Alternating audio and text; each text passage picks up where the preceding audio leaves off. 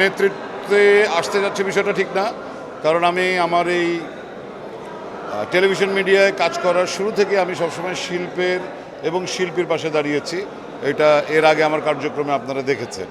শিল্পের স্বার্থে আমি শিল্পীর স্বার্থে একাও আমি রাজপথে নেমেছি। তো এখন সাংগঠনিকভাবে শিল্পীদের স্বার্থ রক্ষার জন্যই আমি এই নির্বাচনটা করছি, কারণ আমাদের সামনে আসলে অনেক কাজ আছে, সেই কাজগুলি বাইরে থেকে সম্ভব না, সাংগঠনিকভাবেই করা যেতে পারে। শিল্পীরা ভোট আসলে তার খুশি মতোই দিবে, তবে আমাকে দেবে এই আস্থাটা আমার আছে এই জন্য যে শিল্পীদের কাছে আমি আস্থার একটা নাম।